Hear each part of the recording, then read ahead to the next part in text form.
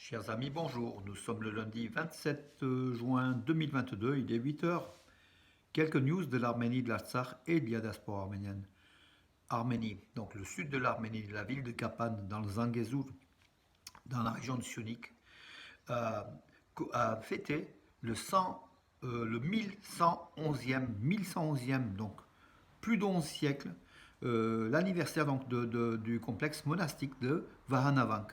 Vahanavank qui a été célébré à Kapan, au sud de l'Arménie, comme je vous l'ai dit, donc dans cette région du Zangezur, qui est revendiquée par l'Azerbaïdjan, mais qui est donc plus d'un millénaire de présence arménienne prouve quand même que c'est une terre arménienne et que cette église arménienne, ce complexe monastique donc de Vahanavank, prouve la présence des Arméniens sur ces terres depuis des millénaires, parce que là c'est 1111e anniversaire de la fondation du complexe monastique de Vahanavank à Kapan dans le Sunnik. Ça prouve que ces terres du Zangezur sont des terres arméniennes et que l'Azerbaïdjan n'a aucune revendication à faire. Au contraire, nous avons des revendications à faire de l'autre côté, en Artsakh occupé. Même la ville la deuxième ville de l'Azerbaïdjan, Ganja, c'est le Kanzak arménien en fait. Hein, c'est une ville arménienne tout simplement, hein, donc aujourd'hui occupée par l'Azerbaïdjan. Et beaucoup de terres du Bas-Karabakh, parce qu'on parle du Haut-Karabakh, le Bas-Karabakh est aussi occupé par l'Azerbaïdjan. Donc en fait, l'Azerbaïdjan n'a aucune revendication à faire. D'ailleurs, donc lors de la bénédiction, en fait, hein, donc le maire de Kapan donc, a affirmé que cette présence, alors je vais vous dire, regardez, juste une phrase. Donc le maire de Kapan, oui, c'est Gevorg Parsian,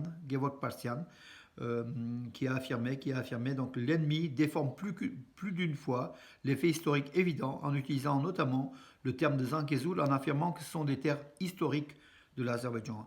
Le complexe du monastère de Vahanavank est l'une des preuves éclatantes que cette région est le foyer d'une civilisation ancienne où les Arméniens ont vécu historiquement depuis l'époque où les Azéris n'existaient pas, même pas en tant que nation. Voilà donc une cinglante réponse, hein, donc à Bakou. Donc cette présence arménienne dans le sud, à Kapan, entre Goris, Kapan et Merli, donc c'est le Zangezur, la présence arménienne est forte et puis ancienne surtout. Ce sont des terres arméniennes.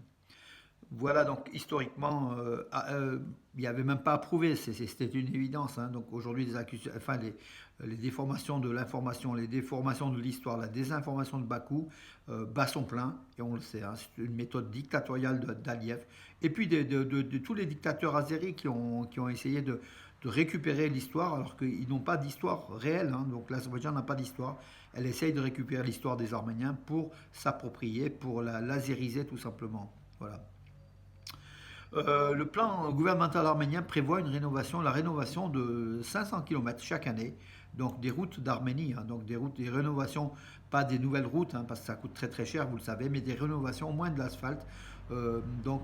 500 km chaque année, c'est le plan gouvernemental. Donc cette année, le gouvernement arménien a alloué 47 milliards de dirhams pour cela, donc 100 millions d'euros à peu près, hein, donc voilà, pour la rénovation des routes en Arménie, hein, et sont en train d'être rénovées de façon sérieuse parce qu'on sait que l'axe de communication est essentiel pour le développement d'une république.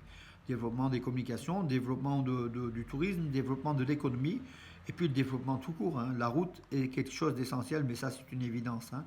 Mais l'Arménie n'avait pas les moyens, là le gouvernement arménien met les moyens quand même malgré tout pour essayer d'améliorer cela.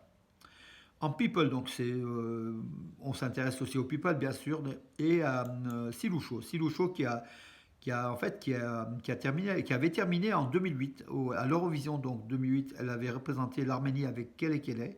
Elle avait terminé à la quatrième place. C'est la meilleure place jamais obtenue, le meilleur classement de l'Arménie à l'Eurovision, avec MP3 aussi. Hein, donc voilà, Aram MP3.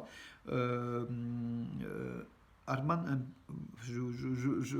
en fait, en tout cas, c'est la quatrième meilleure place de Siloucho en tant que chanteuse qu'on aimait. Elle a épousé donc le fils de Robert Kocharian, le deuxième président de l'Arménie, Levon Kocharian. Donc elle a eu trois enfants. Son troisième enfant qui est né aux États-Unis.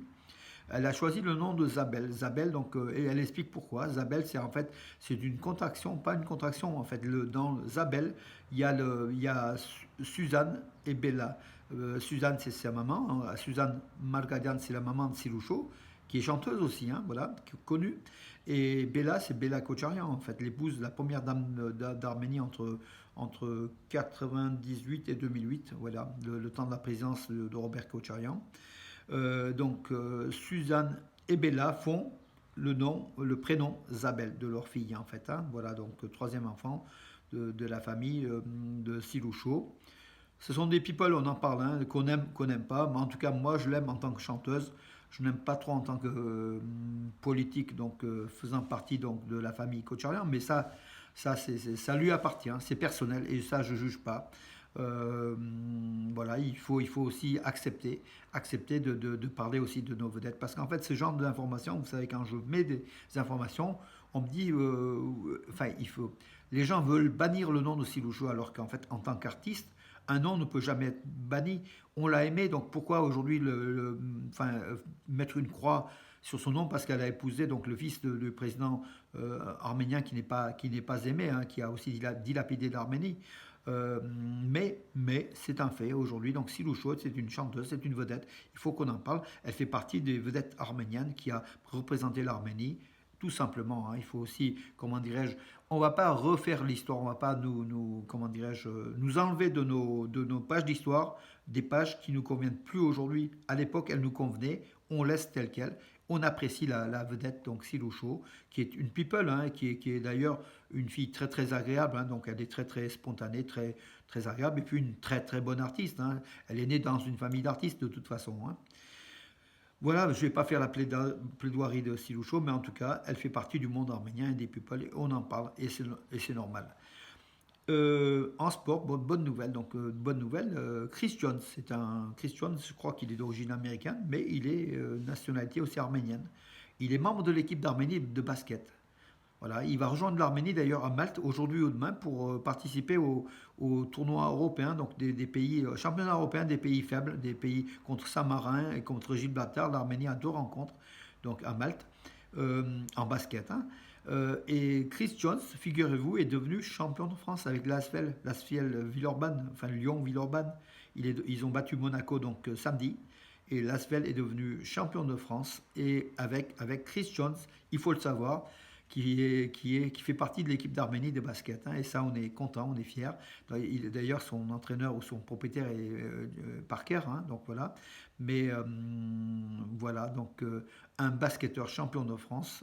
Je crois que c'est un Américain d'origine, qui est aujourd'hui, donc qui fait partie de la sélection nationale d'Arménie de basket, et c'est tant mieux, parce qu'on a aussi besoin donc, des forces vives de ces niveaux de championnat qui sont quand même à un autre niveau que le championnat d'Arménie, hein, de basket. Mes amis, j'ai terminé donc pour aujourd'hui. Je vous donne rendez-vous à demain. Bonne journée, bon lundi et surtout bonne semaine.